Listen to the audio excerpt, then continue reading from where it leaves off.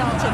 Charlton out in the lead at the moment. Masai Russel trying to close down on Devon Charlton. Masai Russell, the Olympic champion, looks in brilliant form. She streaks away 12:25. 2/100ths of a second. That's all that separated an Olympic champion from the outright world record in the 100-meter hurdles, in a race where the actual world record holder was chasing her the entire way down and still couldn't catch her. And the coach who built that record holder's legacy happens to be the same man who once built Usain Bolt into the fastest human who has ever lived. Usain Bolt doesn't need an introduction. 8 Olympic golds. The fastest man who has ever lived. His longtime coach, Glenn Mills, is the architect widely credited with building that legacy from the ground up.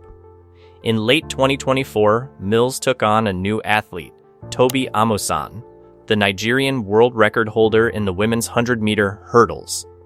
Mills didn't hold back when describing her to the press. In 12:25, did you expect a time like that this early in the season? Yeah, I actually did. I just ran 12:40 2 weeks ago in the cold, so I knew I'm in good shape to come out here and run something fast. She is a true professional, he said, sending what reporters called a direct warning to Amusan's rivals, naming one in particular, an American hurdler named Masai Russel. Hold on to that connection, because the same coaching lineage that built the fastest man alive is now sitting directly across the track from the woman this video is about. If a 2/100ths of a second margin against a Bolt lineage rival doesn't earn a like and subscribe to Speed Academics, nothing will. Hit both now, because by the end of this story, you'll understand exactly why people in the sport are starting to whisper Bolt's name when they talk about what Masai Russell might do next. First, you need to know where she actually came from. Masai Russell was born on June 17, 2000, in Washington, D.C., and grew up in Upper Marlboro. Her first sport was gymnastics. She also tried ballet. Growing up with 3 brothers in the house, she spent just as much time playing basketball and football with them as she did anywhere near a track. Everything changed around age 8 or 9, when her mother took one of her brothers to a track meet, and Masai tagged along. She watched him compete, decided she wanted to try it herself, and never really stopped. There was something about track that I could not stay away from, she said. She's always had to fight to stay relevant against brothers who were bigger, older, and faster, a competitive fire that never really left her. The household eventually grew to 5 children total, with younger siblings Zion and Soli joining Masai and her 2 older brothers, Philip and Divine. Years later, she'd point directly to that environment as the reason she never stopped chasing the next level, always racing someone bigger, always trying to catch up, long before there was ever a stopwatch or a scholarship involved. By elementary school, she was already the fastest kid at every field day, beating boys and girls alike, with 0 formal coaching. I have always been really athletic, she said, looking back. I did the gymnastics and ballet stuff that young girls do, but there was something about track that I could not stay away from. Russell's path to becoming a college star was nowhere near a straight line. As a recruit out of Bullis School in Potomac, an 8-time national high school champion and 2-time national record holder, she had verbally committed to Texas A&M. That offer got pulled just 1 day before the national signing period opened. She signed instead with Tennessee, a school she admits she had no real interest in, mostly because of one assistant coach she trusted. Kentucky wasn't even on her radar. She never visited campus, and yet that's exactly where she ended up, walking into a program that had already produced legends like Kendra Harrison and Olympic champion Sydney McLaughlin. It turned out to be the right accident. By 2023, Russell had broken the collegiate record in the 60-meter hurdles, running 7:75, and the collegiate record in the 100-meter hurdles outdoors, clocking 12:36 at the Texas Relays. She finished as NCAA runner-up in both the 100 and 400-meter hurdles that same season, one of the most dominant collegiate hurdling campaigns anyone had produced in years. Along the way, she earned 11 All-American honors and a reputation as one of the hardest workers on a Kentucky roster that already included future Olympic stars like Abby Steiner, her college roommate. She's spoken about academics mattering just as much to her as athletics, landing on the Spring Academic Honor Roll multiple times while simultaneously rewriting the program's record books. Proof the discipline driving her on the track was never separate from the discipline she carried everywhere else in her life. That same summer, Russel finished third at the USA Outdoor Championships, qualifying for her first World Championships in Budapest. She advanced to the semifinal, then mid-race, she hit a hurdle. The momentum that had carried her through an incredible collegiate season collapsed in a single misstep, and her first major global championship ended without her even reaching a final. She turned professional right after that INSA season, walking away from her remaining college eligibility and walked directly into one of the hardest stretches of her career. She entered 2024 without a major shoe sponsor, training in Lexington, Kentucky, away from the structure and built-in support system of college athletics. For most elite hurdlers, that transition out of college is supposed to be the reward for years of work, the moment a scholarship turns into real income.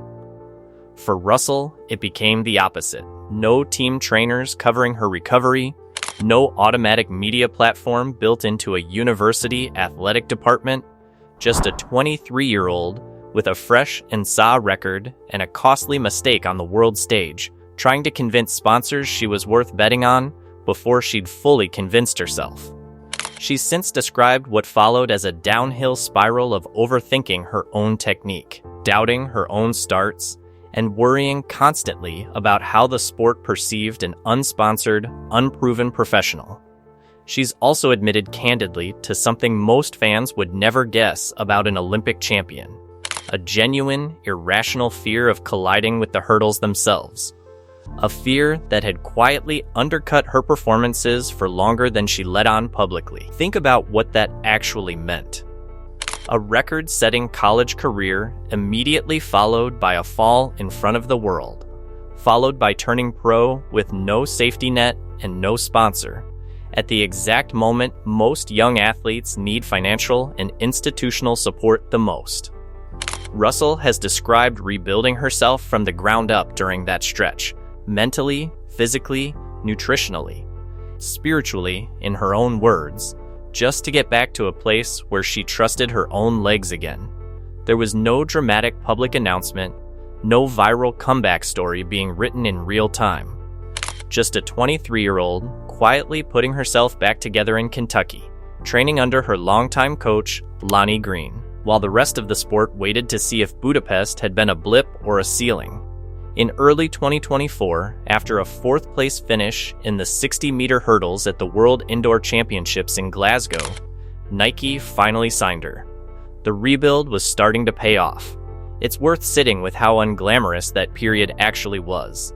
No viral social media moment marked the turnaround, no single race instantly fixed the self-doubt.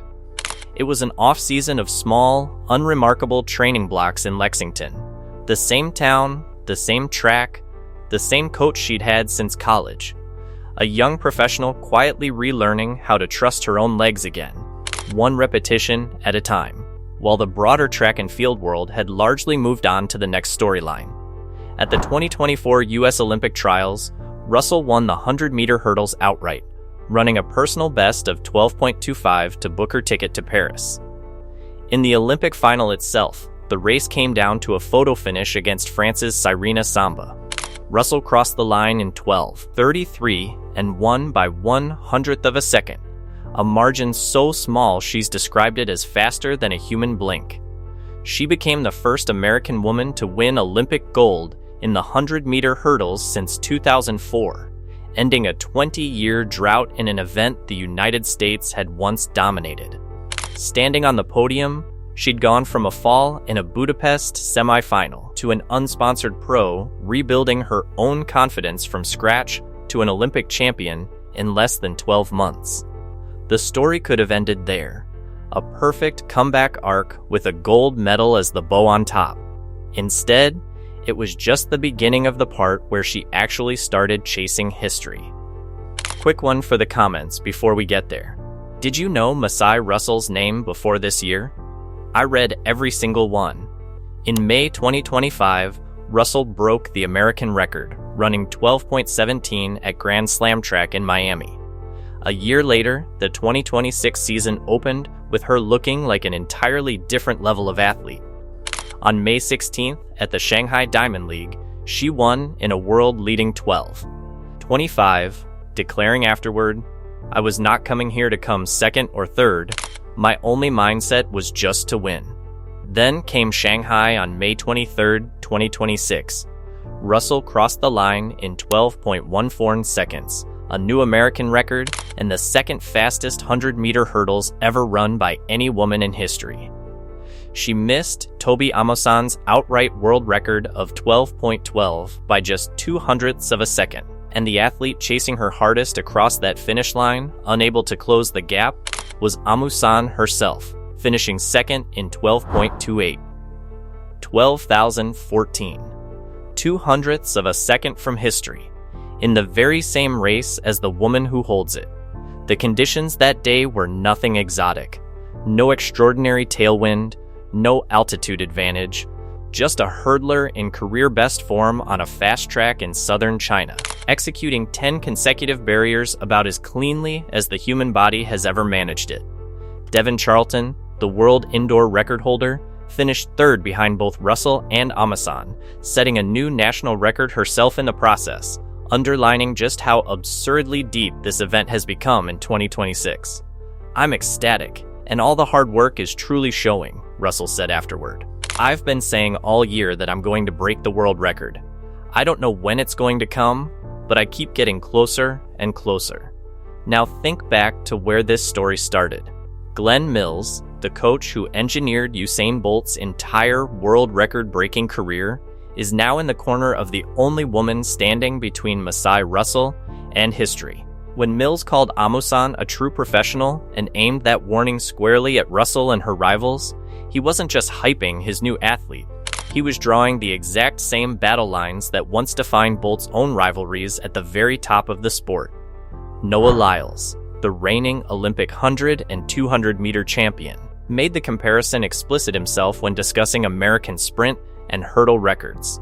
Even while celebrating his own status as Olympic champion, Lyles was careful to note, technically, the fastest man alive is Usain Bolt. When the conversation turns to records, to legacies, to who the sport measures itself against, Bolt's name is still the ceiling everyone in track and field reaches for, including the people currently reacting to what Masai Russell is doing. Russell is currently ranked the #1 woman in the world over the 100-meter hurdles. She's an Olympic champion, she holds the American record, she's the second fastest woman to ever clear 10 barriers in a row. And she said, in her own words, that the only question left is timing, not whether the world record falls, but when. Compare that to where she stood barely 3 years earlier, hitting a hurdle in a world championship semifinal, unsponsored, quietly questioning whether she even belonged at this level. The gap between that version of Masai Russell and the one now separated from history by 0.02 of a second isn't luck. It's the direct, traceable result of a rebuild nobody outside her own training group was paying attention to at the time. Los Angeles, 2028, Russell will be 27, entering what should be the absolute prime of a hurdler's career, defending her Olympic title on American soil. If her trajectory holds, the conversation by then may no longer be about whether she catches Tobi Amusan's number. It may be about whose name ends up next to the record once Russell, or whoever replaces her at the top, finally gets there first. So here's the question. Does Masai Russell finally break the women's 100-meter hurdles world record before Los Angeles? And does she defend her Olympic title in 2028? Drop your answer in the comments. I read every single one. And if you want to be here for whatever Masai Russell does next, subscribe to Speed Academics right now, because this story is only getting started.